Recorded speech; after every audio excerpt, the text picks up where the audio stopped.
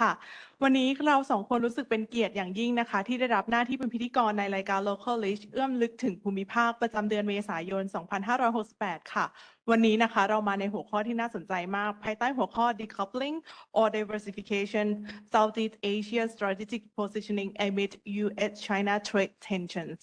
So in today's discussion we need to change language a little bit to be English. So On this special day, this program, Local Reaching Deep into Regions, is deeply honored to welcome our distinguished guest, Dr. Kasanabu Hayakawa, Senior Research Fellow at Bangkok Research Center, Institution of Developing Economies, or IDE. Dr. Hayakawa is a leading expert in international trade, foreign direct investment, or FDI, and spatial economics. His extensive publications and key editorial roles in top economy journals make him an invaluable voice in today's discussions.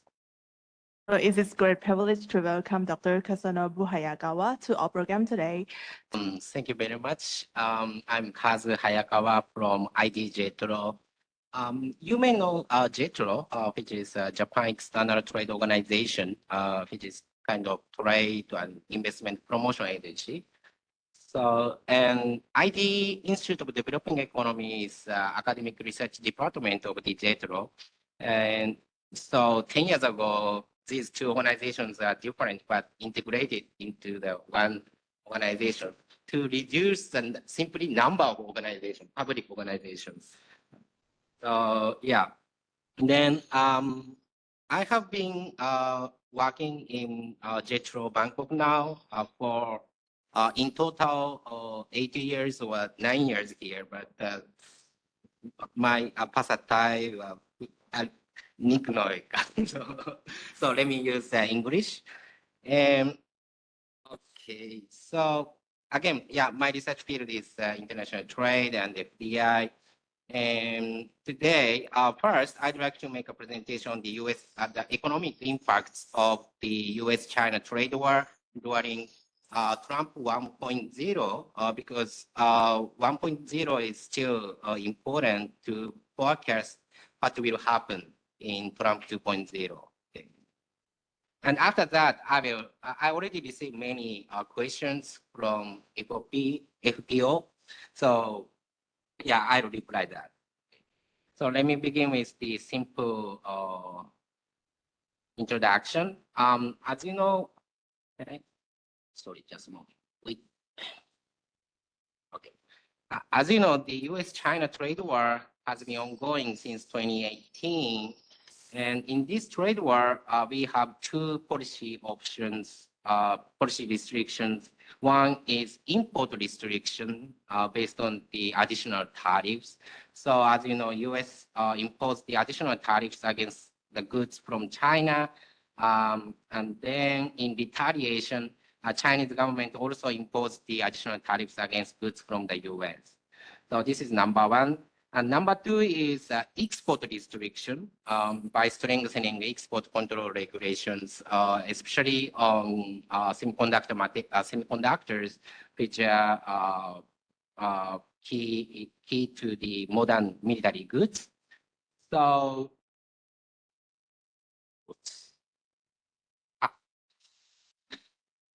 okay. So in this trade war, we have two policies, but today I'd like to focus on just the first one, import restriction based on the tariffs, because of time limitation, and also tariffs must be more important issue in the current Trump 2.0 and also in ASEAN. Okay.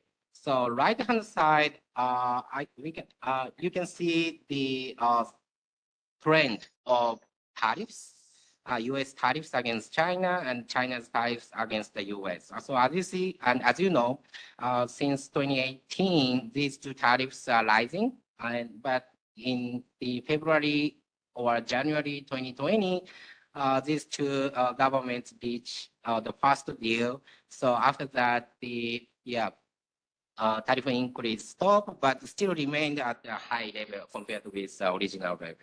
Okay. And this is more recent additional tariffs by the US government against China. And the left-hand side,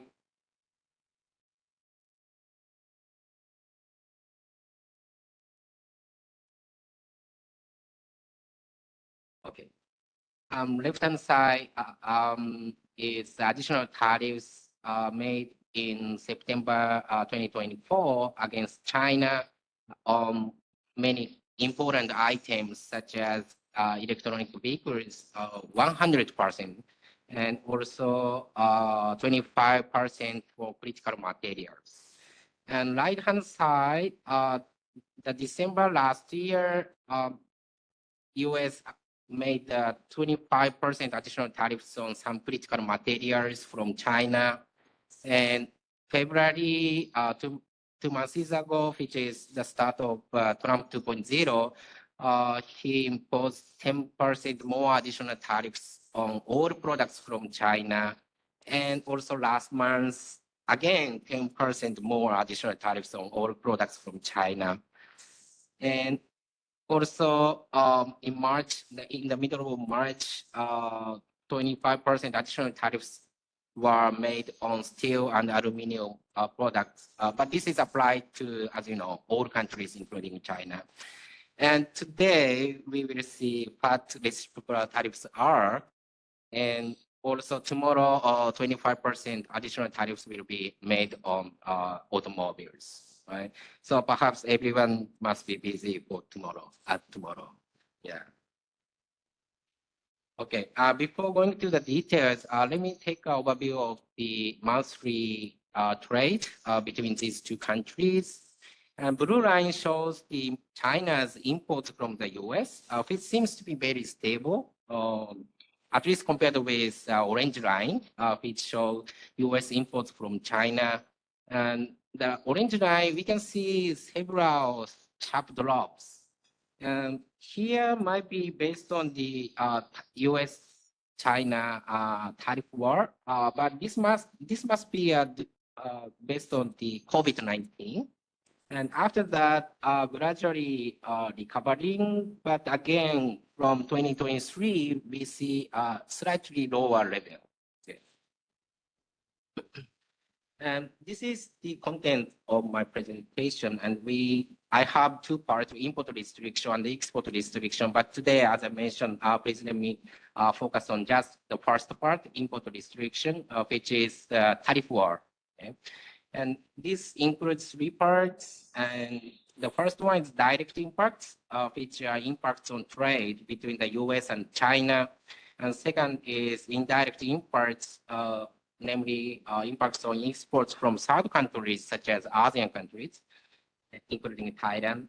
And the last one is kind of unexpected impacts, which impacts exports from China to third countries. Okay. So first part, direct impacts. So as I mentioned, these two countries impose additional tariffs each other. Yeah, actually, animation doesn't work, so might be some texts might be overlap. Sorry for that. Okay, so these two countries decrease trade imports each other, and as demonstrated by many papers. Actually, today's my talk is based on the findings in the academic papers, not the newspapers. Okay, and the academic papers include not only mine but also other scholars. Okay. And as you know, import values can be decomposed into import quantities and unit import prices. And some studies found that the decrease in import values are mainly driven by decrease in import quantities. Indeed, import prices didn't change before and after the tariff increases. Okay. So let's see more details about the quantity and the prices. Well, so US decreased the import quantities from China, and in the sense of in terms of decreases in input quantities, there are two kinds of decreases. One is so-called intensive margin, which is a decrease of a part of amount. So like from 20 pieces to 10 pieces, that's partly. And the other type of decrease is extensive margin, which means that trade relationship disappears, terminated. So change from say 20 pieces to 0 pieces. And this paper shows that the decrease in U.S. imports from China are mainly driven by extension margin. So many U.S. importers stopped importing from China. So this is not partial reduction. And next is import prices.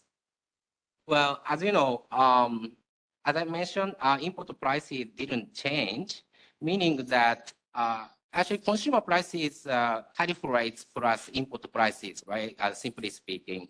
Then import prices didn't change and the tariff rates increased around 25% or 20%, which means that consumer prices rise by exactly tariff amount. So meaning that US consumers have to bear additional tariffs at that time. Okay, so the question is why Chinese firms didn't change trade prices in the Trump 1.0. According to this survey, survey for managers from 600 exporting firms in China, the major answer is that profit margin was too low to further reduce prices. So they said, at least they said that they already export with very low prices, so there is no room to further reduce prices. This is what they said. So as a result, import prices in the US didn't change, and US consumers have to bear additional tariffs. This is what happened in Trump 1.0, but in Trump 2.0, import prices maybe change because, for example, recently some big US retailers, Walmart or Costco, requested Chinese suppliers to lower prices, although Chinese government doesn't like this. Yeah. Okay, another interesting effect is so-called supply chain effect. So US, due to the additional tariffs, US decreased the imports of upstream products, intermediate goods from China. Then the production of downstream products decreased, and naturally, US exports of downstream products also decreased. I mean, exports to neighboring countries. And China's side, I will introduce two interesting issues. One is that China, in retaliation, China imposed additional tariffs against goods from the US, and China decreased the imports from the US. At that time, the greater import decreases in China's side was observed in public companies, so state-owned companies. Indeed, Chinese government asked public companies in China to stop importing soybeans and pork from the US. So Chinese government controlled import quantities from the US by using public companies. This is number one. And the other interesting issue is that actually in Trump 1.0, China not only imposed additional tariffs, but also non-tariff measures, such as tightened inspection, especially on agricultural goods from the US. And also, such increased non-tariff measures in terms of tariff equivalent, those non-tariff measures were greater than additional tariff at the time. And those non-tariff measures were often imposed when private companies or foreign companies in China import from the US. Okay. So this is a direct impact. Then let me move on to the indirect impact. let me begin with East Asia. After that, I move to ASEAN. So the impact on East Asia is like this. So China decreased exports to the US due to additional tariffs. So one question is whether these neighboring countries may increase their exports to the US, okay, instead of in place of China. But actually, Japan and Korea didn't change their exports to the US at the time. And also China decreased the exports of downstream products. So the other countries may decrease the exports of upstream products to China. But at the time, these two countries, Korea and Japan, didn't change the exports of upstream products to China. But the impacts are totally different in Taiwan at the time. Taiwan increased a lot exports to the US, and also they increased imports of upstream products from China, although they decreased the exports of upstream products to China. So the impacts are different between Japan, Korea, and Taiwan in Trump 1.0, perhaps because of the difference in the load of production factories in China. I mean, for Taiwan, they have many factories in China, right? And those factories, Taiwanese factories in China were used as an export base to the US market. But for Japan, Korea, their factories in China are not used as an export base to the US. Those factories are basically selling to the Chinese market. So the load of production factories is different between Japan, Korea, and Taiwan. So many Taiwanese factories in China cannot export to the US without paying high tariffs. So they decide to relocate some production lines back to Taiwan, and they start to export to the US. But this is just very quick relocation, so they cannot procure all inputs inside of Taiwan. That's why they needed to import some upstream products from China. So let's see more details about this. So actually, this is a little bit important table for Japan. This table shows the sales channel to the North American market, which means Canada and the US. I cannot differentiate these two countries due to data limitation, but this is sales channels to the North American market in Japanese firms. And in 2021, yeah, and a little bit complicated, but for example, in food and drink industries, 80% of total sales in the North America by Japanese firms is sold by Japanese affiliates in North America, such as Japanese affiliates in the US. And so local production and local sales, something like that. And Japan means that 11% is exports from Japan to the US. And this export from Japanese affiliates in these regions. So say in oil manufacturing, so 73% of all sales for Japanese firms in North America is coming from local sales. North America, Japanese affiliates in North America are locally selling to the North America, which means that basically these yeah, of course, this includes the affiliates in Canada, but if I say for affiliates in the US, they are inside of the US boundary, so they don't need to pay any kind of tariffs. So in this sense, 73% is very high.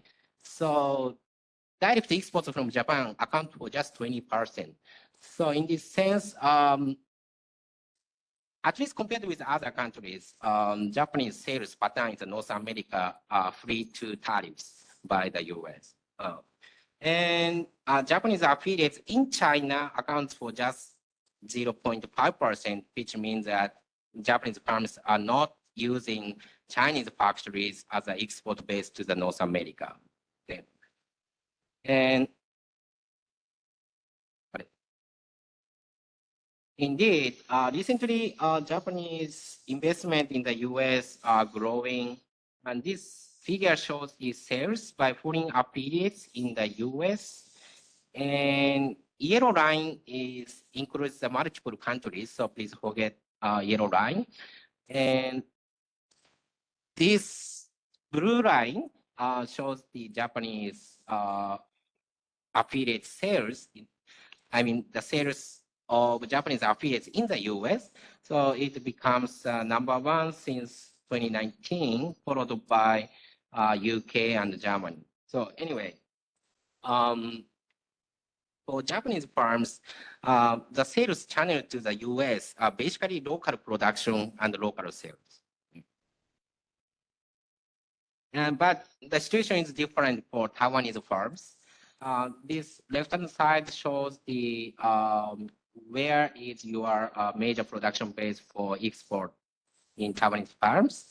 And as you see, 50%, 50%, they answer China or Taiwan as an export base for them. So, I mean, at least 50% of Taiwanese firms are using China as an export base to the export base. And this share is rising up to around 70% if we see electric machinery or ICT industries. And destinations, 25% is US. So Taiwanese firms are using Chinese factories as an export base to the US. That's why they are likely to receive serious impacts from tariff increases by the US. Okay, so let's move on to the third countries, including other countries, including ASEAN. But let me start with China side. China decreased imports from the US, and some other countries enjoy trade diversion. I mean, they increase their exports to China in place of the US, especially Brazil and South Africa in agricultural goods. Okay. On the other hand, in the US side, as you know, the countries who enjoy trade diversion in the US market are ASEAN countries, including Thailand and Mexico, right? Okay, so let me see more details. So the question is, who are the main exporters from ASEAN to the US? Okay. And as you know, recently ASEAN is a rising region as an export base to the US, and so many multinational firms are relocating their production lines from China to ASEAN countries. For example, roughly speaking, the production of smartphones is relocated to India and Vietnam, computers to Vietnam and Thailand, and the PCB, of course, to Thailand, and server to Taiwan and Mexico, and electronic parts to Vietnam, Malaysia, and so on. And so as a result, except for the COVID period, we see a growing FDI inflow in ASEAN. And so let me introduce some examples or cases in the recent relocation from China to ASEAN. This is a Japanese case. As you see, Casio, Komatsu, Sony, Minebea Mitsui, Ricoh, Oki, Canon, Oki. These companies relocate production lines in China for the US market to Thailand. Okay. And some of the companies like Sharp, Kyocera were relocating to Vietnam. So anyway, several companies are relocating the production line export based to the US from China to ASEAN countries. Okay. But yeah, this is the same table as before. As I mentioned, this is the sales channel to North America, and Japanese affiliates in ASEAN account for just 0.8%. So again, I'd like to say that Japanese firms are not using ASEAN factories as an export base to the North America. Okay. And as I mentioned, mostly it's local production and local sales by Japanese affiliates in the US. Then who else? This is a Korean case. Yeah, many major Korean multinational firms are also closing plants in China, and including Samsung, SK, Hyundai, LG, and POSCO. And as you know, for Korean firms, the major export base is located in Vietnam. So this figure shows the size of foreign firms in terms of revenue, and by firm's nationality. And in this figure, firm's nationality is identified as investment sources. And as you see, Korean size in Vietnam is growing over time, including COVID period. Okay. And also, we cannot ignore Taiwanese firms in ASEAN. Yeah, especially Taiwan has many EMS companies, large EMS companies, and those big companies recently tried to reduce the share of China in terms of production. So, for example, Foxconn, Pegatron, Quanta, Compal, Vistron, these are large EMS companies relocating production lines to ASEAN countries, including Vietnam, Thailand. Yeah. And then in that here, indeed, if I check the top exporters of top 2 products from Thailand to the US in 2023 by using the exporter-importer database in the Ministry of Commerce, first, the top 2 products is this one, machines for reception and hard disk drive, at least in 2023. And at the time, the top exporter in machines for reception was Taiwanese firms, followed by 2 US firms and China, and again, Taiwanese firms. And in the case of hard disk drive, the first 2 top firms are US firms, but 3rd and 4th are Taiwanese firms. So Taiwanese firms must play also important role in exports from ASEAN to the US. And perhaps I need to also point out, touch the Chinese firms in ASEAN, especially as you know, Chinese firms are increasing, investment is increasing in Vietnam. This is again, the size of foreign firms in Vietnam in terms of revenue.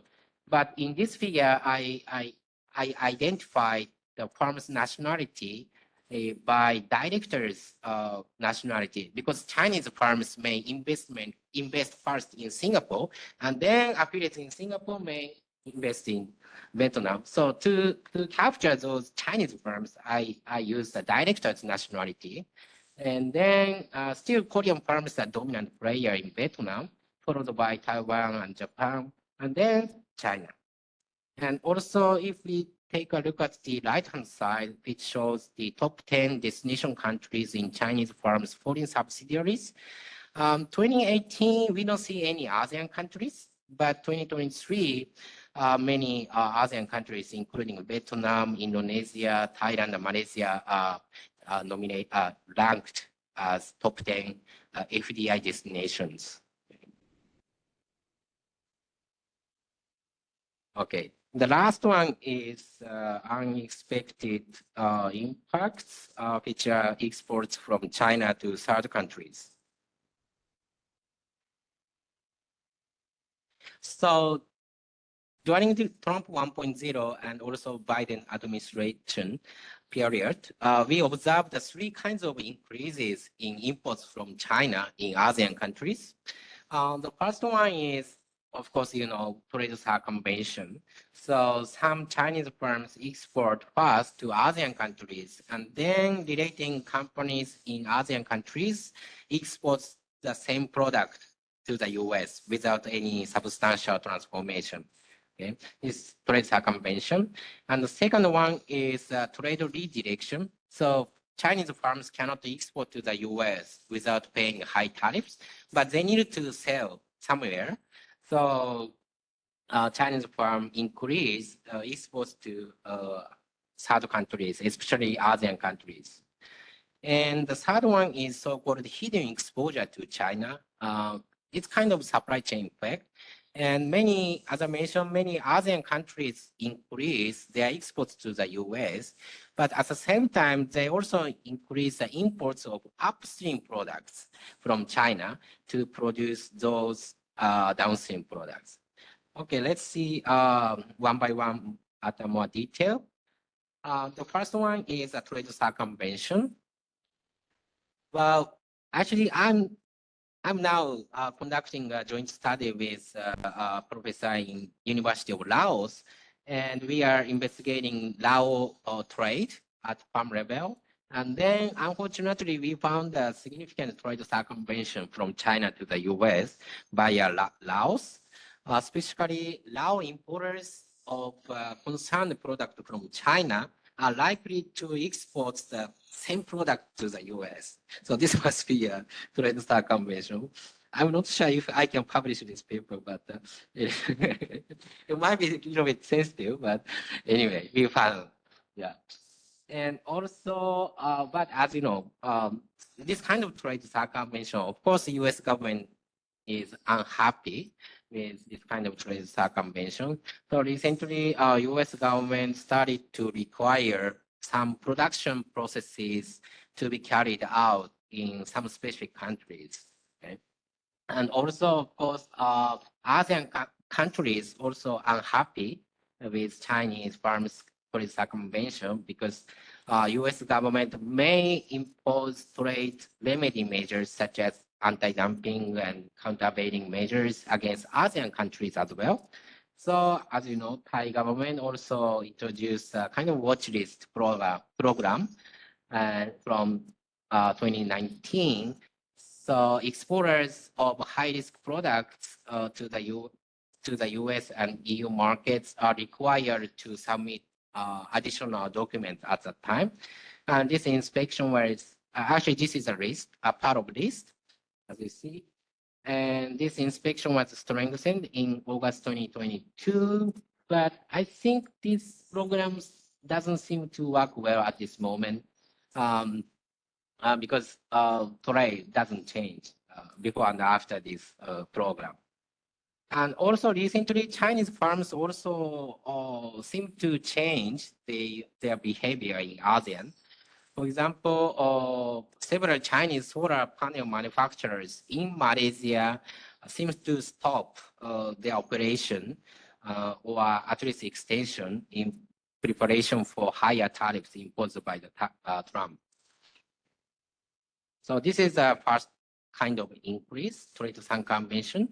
And then the next is export redirection effect. As I mentioned, Chinese firms switch export destination from the US to other countries, such as neighboring countries or large economic countries. But this created a serious issue in the world, which is propagation of protectionism. So this is an example for iron and steel. So not only the US, but also many countries started gradually to impose anti-dumping measures or countervailing duties against China like this. Okay?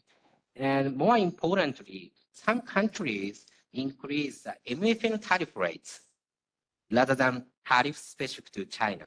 But as you know, MFN tariffs are applied to all countries, including Thailand. So this must be a problem in terms of decreasing global trade. Okay, and the last one is the as I mentioned, hidden exposure to China. I think this issue, this supply chain effect creates a new export opportunity to China. So, so let's suppose the extreme case. Before US-China trade war, only China exports upstream products, downstream products to the US. And in this case, we don't see any trade in upstream products because upstream products are basically supplied domestically to Chinese domestic makers of downstream producers. But after the US-China trade war, for example, Thailand started to export those downstream products to the US, but they also need to import some machinery parts from China. So finally, we observe trade in machinery parts. So this tariff war creates a new export opportunity for China in upstream products. So in Trump 2.0, we will see a greater increase of upstream products by China. Okay, let me just introduce two specific study on Thailand. Actually, now I'm investigating the trade impact. I mean, trade diversion in the U.S. market in Thailand. And I'm using the exporter-importer ranking from Ministry of Commerce. And then we investigate who increased the exports to the US from Thailand. And we found that the nationality of firms who enjoy trade diversion in the US market from Thailand is China, Hong Kong, South Korea, Singapore, US, and Europe, not Thai local firms or not Japanese firms. So these firms in Thailand seems to increase their exports to the US during Trump 1.0 and Biden. Okay. And also we found the major importers from China in Thailand are likely to increase their exports to the US. So they may import intermediate goods or they may engage in trade circumvention. We don't know. Due to data limitation, we cannot differentiate. Okay. And another one is impacts on labor market. So Thailand increased the exports to the US, but we try to investigate this the impacts of this increase on labor market in Thailand by using labor force surveys. And we found the significant wage polarization. I mean, this increase of exports from Thailand to the US enhanced wage polarization. Namely, the wage gap between low and middle skill occupations decreased, but the gap between middle and high skill occupation increased. Okay, so basically, this is my presentation on the US-China tariff war. Last week, I received so many questions, which are very tough questions. And yeah, so I thought it must take much time to answer. So in advance, I consider my reply. So let me briefly reply one by one. And the first one, how do you define decoupling and diversification in the context of US-China trade tension? Well, yeah, in my understanding, decoupling means that supply chains are established among democratic countries only. And the diversification simply means more customers and more suppliers. But these definitions have recently become more complicated because, as you know, the current biggest risk is coming from not China, but the US. Indeed, friendshoring usually indicates supply chains are established with regional trade agreement partners, RTA partners. But, you know, Canada and Mexico are among the top targets for the US sanctions now. And also in this sense, nearshoring is also dead in the US. So in Trump 2.0, we should take action, given that these factors are coming mainly from the US. Okay. And the next one, to what extent has Southeast Asia been affected by the ongoing trade tensions between US and China? Of course, there are high possibilities that US directly targets ASEAN countries in terms of tariffs. But as long as the US targets developed countries like EU or Japan, the economic impacts on ASEAN will be small. However, when the US targets China, ASEAN will receive both positive and negative impacts. And as I mentioned in the presentation, the positive impact includes trade diversion in the US market. Negative impacts include the decrease in ASEAN exports to China and increase in ASEAN imports from China. Okay. And next, how have the US-China trade tension impacted FDI in Southeast Asia? So I already introduced several cases of Japan, Korea, and Taiwan in my presentation. But the future impact, I mean, the impact during the 2.0 will depend on the US actions against ASEAN countries. If the US imposes additional tariffs or trade remedy measures against ASEAN, then multinational firms will hesitate to relocate from China to ASEAN because the relative advantage of ASEAN will become smaller. And the next, Southeast Asian countries benefit from companies relocating supply chains away from China. Well, the entry of productive firms, such as multinational firms, is always beneficial because local firms can enjoy various kinds of spillover effects from them. However, I think we should pay attention to two players. One is Chinese firms. Their active exports from ASEAN to the US clearly raise the probability of additional US tariffs against ASEAN. And the other player is US firms. They play two roles. One is that they may become a good negotiator with the US government. Namely, they may become a shield against US sanctions. And other role is now in Europe, as you know, US products are boycotted. So US farms exports from ASEAN to the third countries may not increase much. Okay. And which sectors in ASEAN have seen the most growth due to supply chain shifts? Well, logically speaking, such sectors must be the ones where China is decreasing exports to the US, namely electronic industries and labor-intensive products such as toys or furniture. And geopolitical consideration. How are ASEAN countries dealing with their relations with both the US and China amid rising tensions? Well, yeah, typical stance will be to keep a neutral position, right? This will be the most possible strategy, or perhaps a strategy with the lowest risk. But notice that the neutral position sometimes increases negative impacts. Multinational firms play a major role in exporting from ASEAN. Their important behavior is that they follow the restriction by not only host countries, but also their home countries as well. So please remember Thai exports after the Russian invasion of Ukraine. At that time, before this invasion, auto companies in Thailand were exporting to Russia. But after the invasion, those auto companies stopped exporting to Russia, right? Although the Thai government didn't impose any restriction. So foreign firms tended to follow not only host countries, but also home countries' restrictions.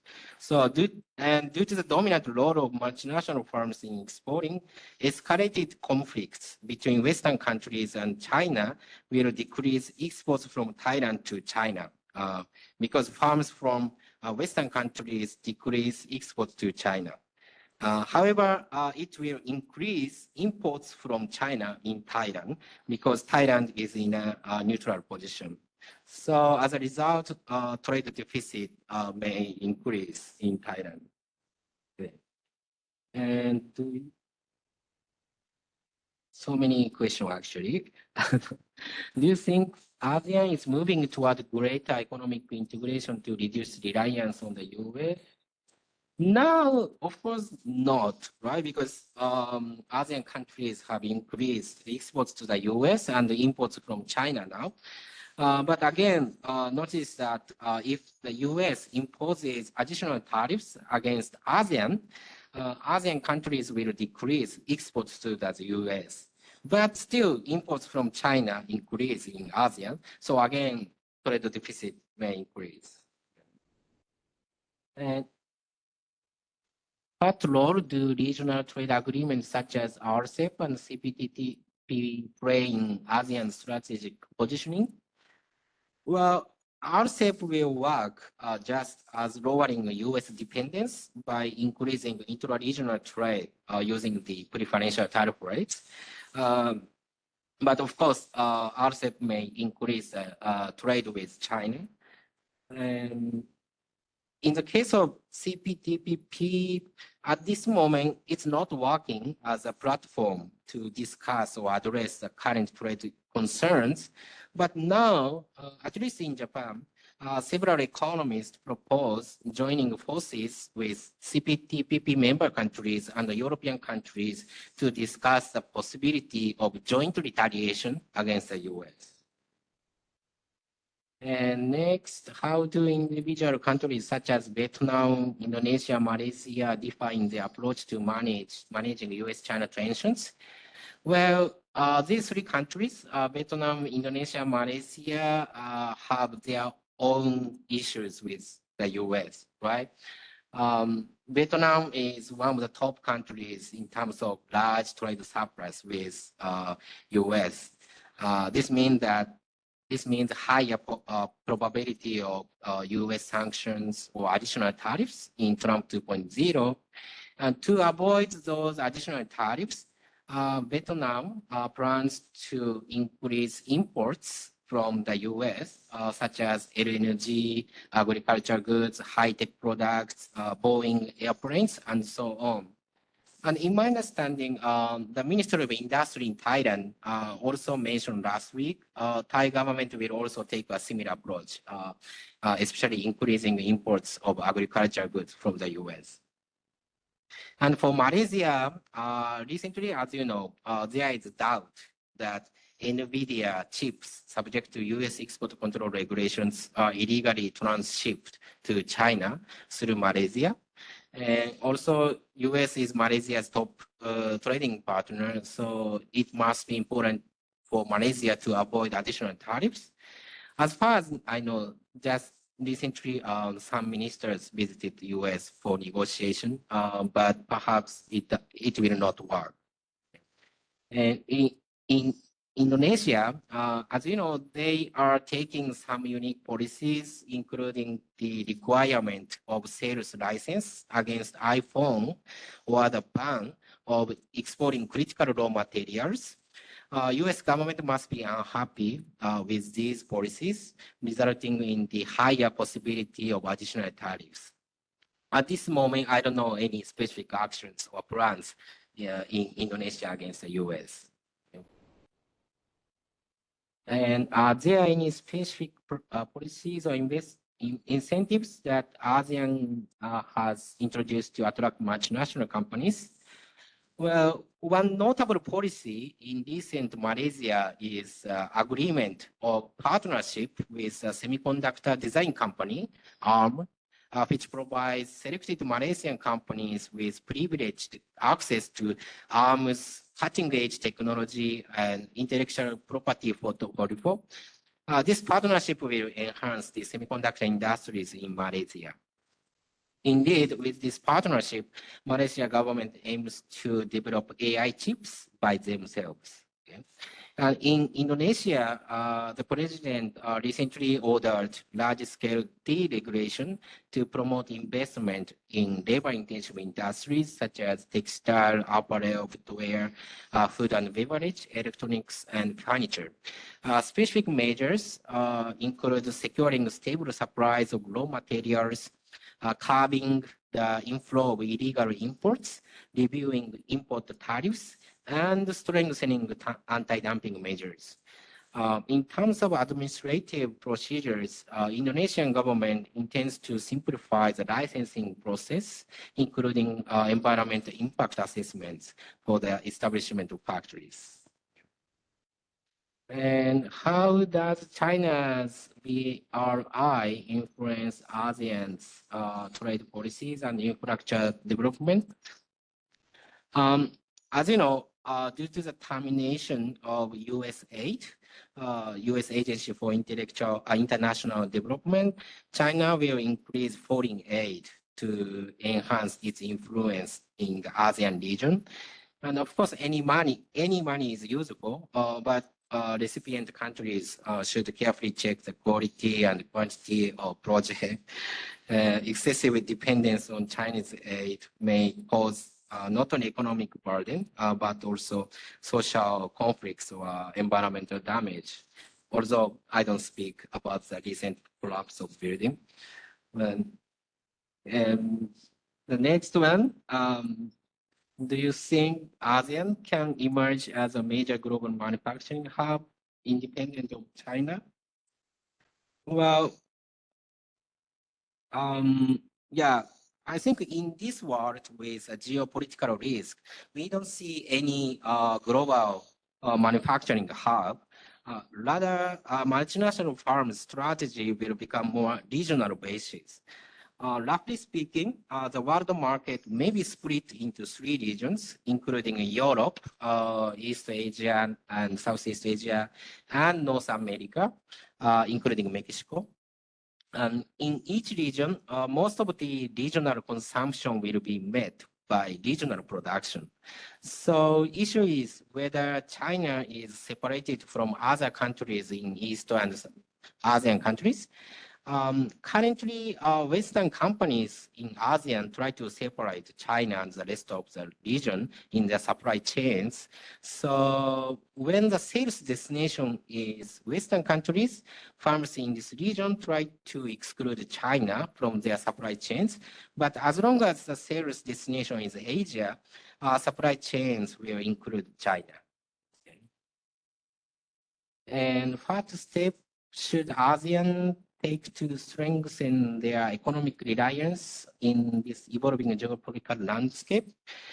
Well, perhaps diversification in many aspects will be important, including not only the number of suppliers or customers in trade, but also inviting foreign firms from various countries, because as I mentioned, each foreign firm also follows its home country's regulations.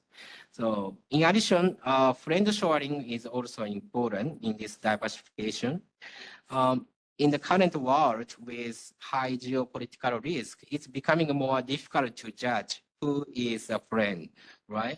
I'm working in the Japanese government, so I will not say who is friend, but I don't say any specific names of countries, but at least I will say ASEAN countries should enhance any kinds of partnership or cooperation within ASEAN first.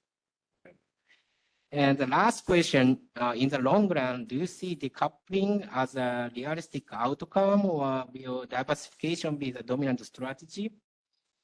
I think it depends on China's military action toward Taiwan. If China takes this action, we will see serious decoupling between Western countries and China. And after this decoupling, as I mentioned before, foreign firms in Thailand who are coming from Western countries, including Japan, Taiwan, will stop trading with China from here.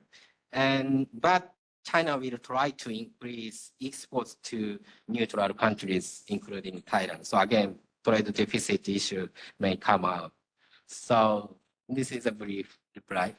Okay, thank you very much for your very inclusive side of your presentation and your answering your questions. I have another last question for me.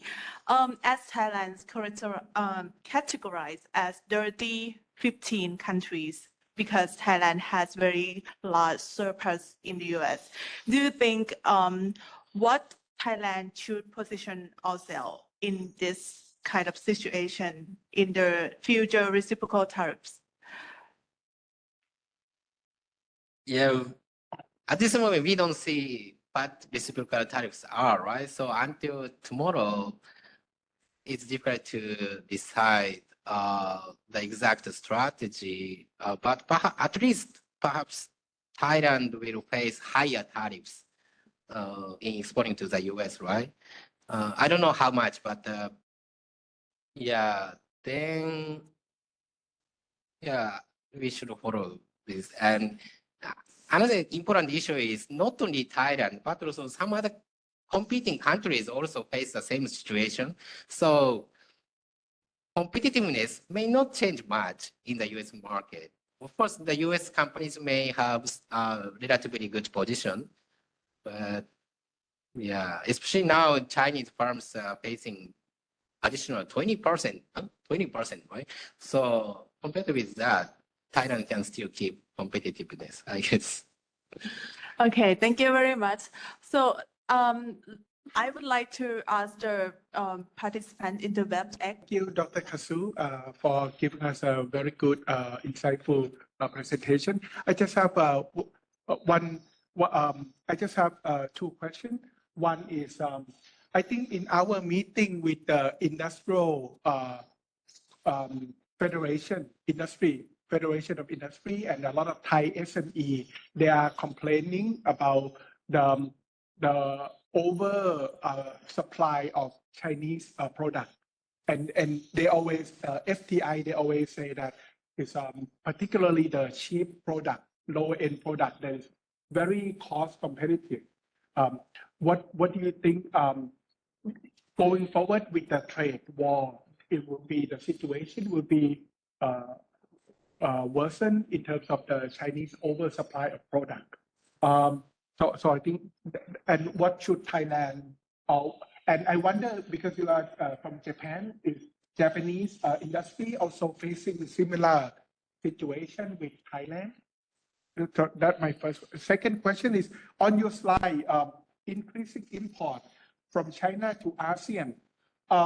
In your study, what on your slide number 28, what do you think is the most focusing on Thailand, 28? What do you think is the most likely scenario for in the case of Thailand with China trade? Thank you. Thank you very much. Let me reply first to the second question because now we are seeing this slide. So yeah, this happened during the Trump 1.0, and the of course now U.S. government knows what will be likely to happen, so they will try to prohibit trade circumvention. So this must be low probability. Yeah, these two trade redirection. This is actually the second one is related to oversupply actually, and so Chinese government, Chinese firms try to increase the exports to Thailand in Trump 2.0, and hitting exposure to China. This depends on the farms here. Say, at least I think Western companies in Thailand may not import much from China. But of course, Taiwanese farms and Chinese farms here will increase their imports from China. I mean, imports of intermediate goods from China to produce downstream products exported to the US. So it's difficult to judge which is larger, but perhaps these two kinds of imports will increase in Thailand. And the first question, oversupply of China, what Thailand can do. First, as far as I know, Thailand raised or abolished the cutoff for tariffs, right? Small, I forgot the name of de minimis, yeah, right? And yeah, as I show here, even if Thailand doesn't do anything, other countries will take trade remedy measures against increased imports from China. Say, for example, if Indonesia and Vietnam, Malaysia impose anti-dumping measures to Chinese products, then next target for Chinese farms must be Thai market because other ASEAN countries block imports. So yeah, it might be difficult to take action first, but if neighboring ASEAN countries take anti-dumping measures, I may suggest Thailand to follow this option. Otherwise, perhaps imports will dramatically increase. And in Japan, yeah, actually, we don't have serious issuing oversupply from China. Perhaps the exported products might be different between Japan and ASEAN. ผู้เข้าร่วมในระบบ WebEx มีคำถามเพิ่มเติมไหมคะ มีค่ะ ค่ะ เชิญค่ะ Hi, my name is Silphon. I got one question regarding the effect, not for the ASEAN country. However, I would like to know what is the what extent that would be impacts on the U.S. economy. According to tomorrow, Trump is going to be announced a new reciprocal tariff. So therefore, the products that go into the U.S. will be reduced. However, if they can go, the price will be going up. So what would you think about the U.S. economy in the next quarters, as well as the federal fund rate as well? What would be the impacts on those kind of economy things in the U.S.? Thank you very much. I didn't plan to show this today, but sorry for this is Japanese, and just 2 or 3 days ago we published this in our website, and because today we don't know what the reciprocal tariffs are exactly. So in this short paper, we simulated the economic impacts of the recent Trump tariffs, and this is Thailand, and so we used the economic simulation model, which was developed by ourselves, and the simulation model is based on economic geography model. And this scenario includes 3 events: 25% additional tariffs on tariffs on automobiles starting from tomorrow, and also reciprocal tariffs, and 20% additional tariffs on China. Then at least our simulation result indicates that this is the US, and the GDP will decrease by 2.5% in 2027. And this is greatest negative impacts. So we expect that US is the largest loser in this Trump 2.0. At least that tariff rises around today. And automobile, this is automobile, 2.2% plus, but yeah, services -3%. So most of the negative impact seems to be coming from services and also agriculture. Yeah, something like that. And so in this sense, US will decrease. Any kinds of economic theory suggests US must be the largest losers in this scenario.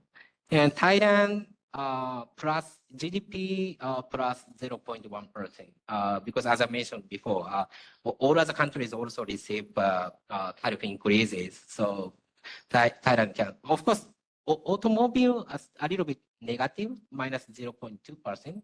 Yeah, but textile increase, something like that.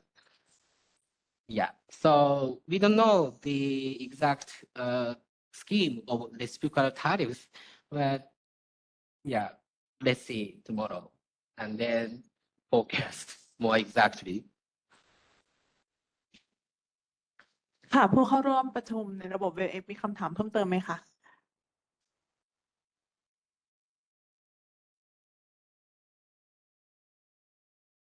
ค่ะถ้าไม่มีขออนุญาตนะคะ Before drawing today's episode of Local Reach, reaching deep into the region to a close, it is my great honor to invite Dr. Norapat Asawawalop to the esteemed editor of the Fiscal and Finance Journal to deliver the closing remarks.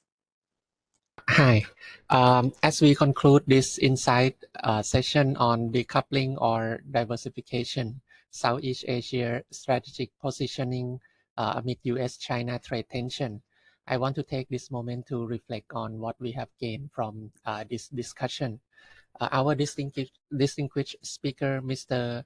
Katsunobu Hayakawa, has generously shared his experience and expertise on international trade, foreign direct investment, and spatial economics, which providing us with a clear understanding of how international trade policy among Southeast Asian countries can be respond to the U.S.-China trade dynamics under the current Trump administration, as well as the economic outlook for trade conflict in this era. Today, we have explored about the general context and overview of U.S.-China trade tension, economic and trade implication, geopolitical considerations, country-specific strategies, future outlook, and recommendations. This special interview session has enriched our understanding, allowing us to design appropriate economic policies. On behalf of the Macroeconomic Policy Division, the KM team, and the Fiscal and Finance Journal, I extend my deepest gratitude to our speaker for his time and for sharing his invaluable perspective. Your contribution today have enriched our understanding and inspired us to consider how we can apply this lesson to our own work. For those who wish to revisit today's insight or share them with others, we will be publishing the content of this session across our digital platform, including FPO Macro เศรษฐกิจชิวๆ on Facebook, and also on our Finance and Fiscal Journal Facebook fan page, and also our YouTube channel and the official website. We hope this resource would continue to spark meaningful conversation and action beyond today. Thank you to our sponsor from Export-Import Bank of Thailand, Krung Thai Bank, Government Pension Fund, Thai Credit Guarantee Corporation, and National Credit Bureau. Thank you all of your active participation and engagement. I am confident that the idea shared today will help us generate appropriate economic policy under these topics today. Thank you, and I wish all the best to your work ahead. Thank you so much, Dr. Norapat Asawawalop, for your thoughtful and inspiring remarks, which perfectly sum up the key points of today's discussion. A huge thanks for all of our speakers and everyone turning in today. We incredibly grateful for unwavering support from our amazing sponsors, Export-Import Bank of Thailand, Krung Thai Bank, Government Pension Fund, Thai Credit Guarantee Corporation, and National Credit Bureau. Your contribution make this program possible, and we couldn't do it without you. And dear all participants, don't forget to mark your calendars for the next episode of the local reaching deep into the regions. Stay in loop by following us on all of our platforms, the Facebook fan page of the Macroeconomic Policy Divisions, Macro เศรษฐกิจชิวๆ and the Fiscal and Finance Journal official page on Facebook, Twitter, YouTube, and Blogdit. On behalf of everyone involved in today's program, thank you ever so much for joining us today. We're looking forward to welcome you in the next time. Thank you.